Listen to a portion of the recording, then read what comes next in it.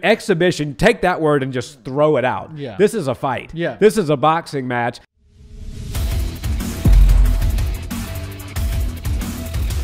What's up, Barnhill family? Welcome back to the channel. Yo.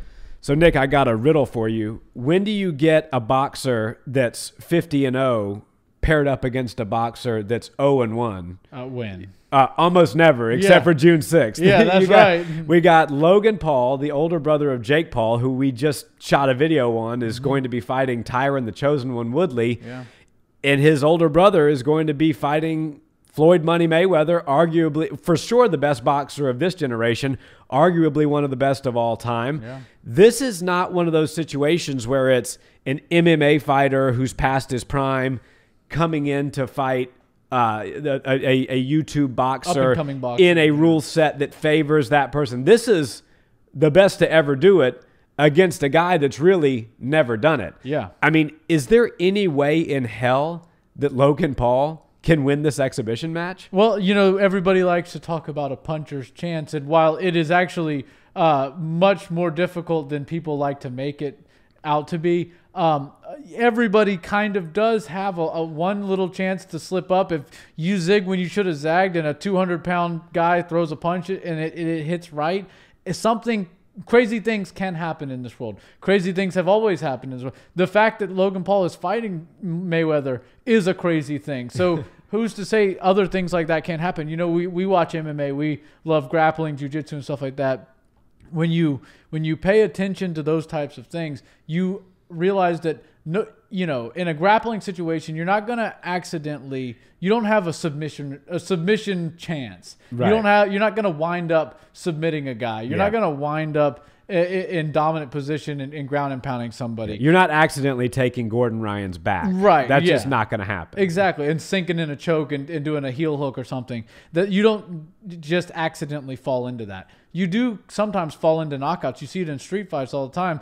The guy who's getting whooped by a guy who knows a little bit more than he does in the street winds up connecting and then puts him to sleep. So while I don't see the puncher's chance being much of a hope, it's more of a Hail Mary for Logan, I have to at least acknowledge the fact that it's there. And, you know, many have tried to hit Floyd Mayweather. They've tried to beat him. Nobody can beat him. Most have tried to hit him, and they wound up punching air the entire time that they were fighting him. And he'll even let him go all 12 rounds and just punch air the entire time. So obviously, this is more of a non-competitive exhibition, and I think that it's just a spectacle. But I can't say that I'm not a little bit interested in just watching the whack-a-mole game take place, where, you know, Floyd's going to be popping his head in and out. If he pops out of the wrong hole and Logan just so happens to connect, then is Logan the best boxer in the world?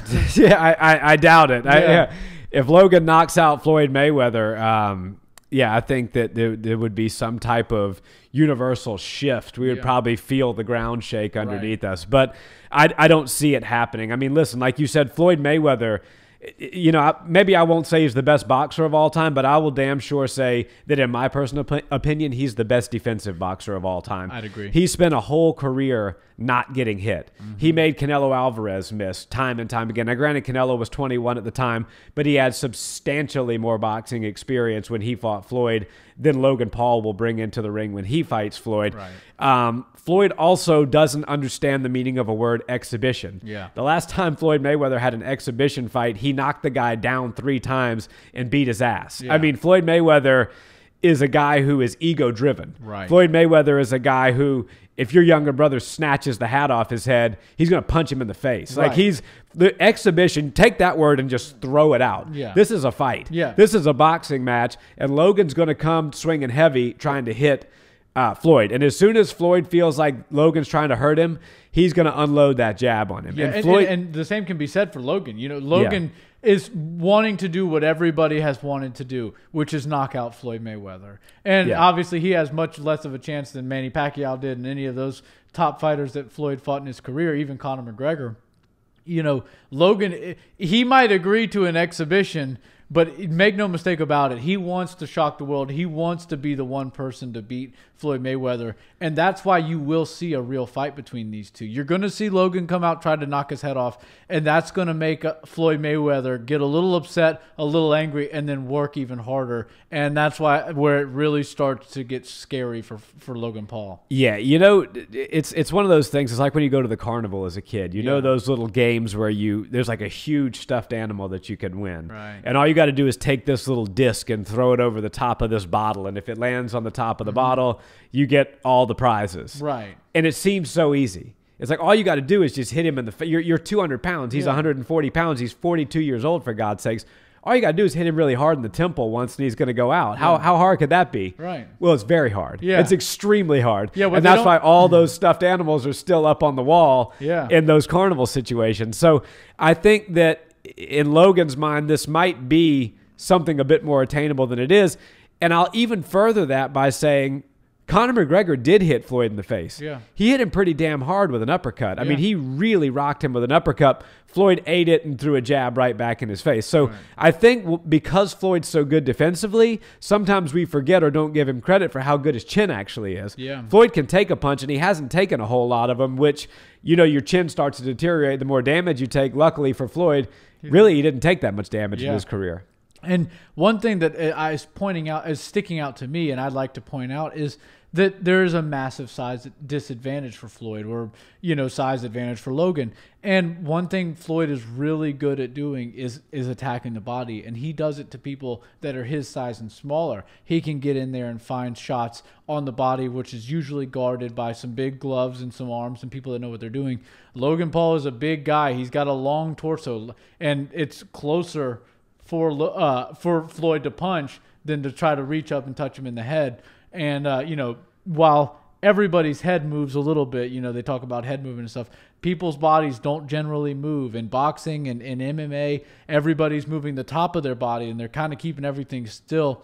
You sit like that, like a heavy bag for Floyd Mayweather, he's going to beat you down, and then eventually your hands are going to start dropping, and that's when he's going to start looking upstairs. So I think that we're going to see actually some devastating blows to the body of Logan Paul that are going to gas him like he's never been gassed before. I mean, he was gassed in the second round of his fight with KSI. Right. So I can't imagine he's going to make it all 8 or 10 rounds, whatever it is that they've agreed upon.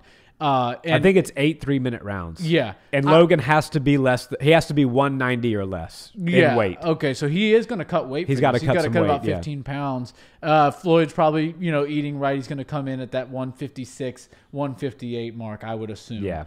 And you know, Floyd's just going to be astronomically faster. Yeah. He's going to be way crisper. He's going to be in and out, and you're going to see a big burly guy like Logan Paul, who looks like he's on all the same supplements that The Rock is on.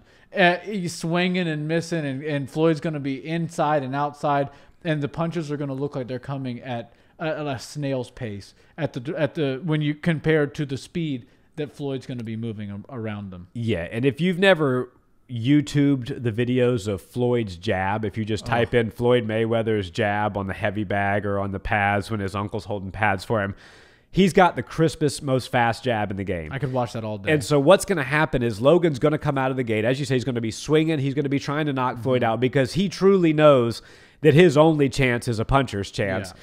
And Deontay Wilder punches a heck of a lot harder than Logan, and he's a way better boxer than Logan. And arguably Tyson Fury's not as skilled of a boxer as Floyd is. Right. And Deontay, we saw in that last fight, got embarrassed. So the puncher's chance is a thing, but it's much rarer than we like to admit sometimes. Yeah. Tell me when the last time somebody threw up a Hail Mary punch and got the knockout. And I'm sure you guys out there will comment and let me know where I'm wrong here. But the point being, it's less than 5% of the time. I mean, 95% of the time, the better fighter, the better boxer wins the fight. Right. And so, you know, in that case, Floyd's got, you know, he's 10,000 leagues above Logan as far as boxing skill goes. Yeah. But what I think is going to happen is Logan's going to come out. He's going to swing for the haymaker. He knows that's his only shot. And when he does it, Floyd's going to make him pay, as you said, to the body, and he's going to pop him in the nose with that jab. And it's going to really start to frustrate Logan because he's not even going to see the jab coming.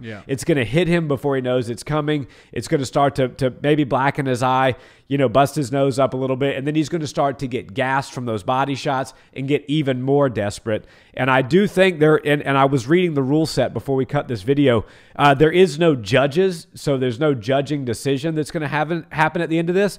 However, a knockout will be recognized as a knockout.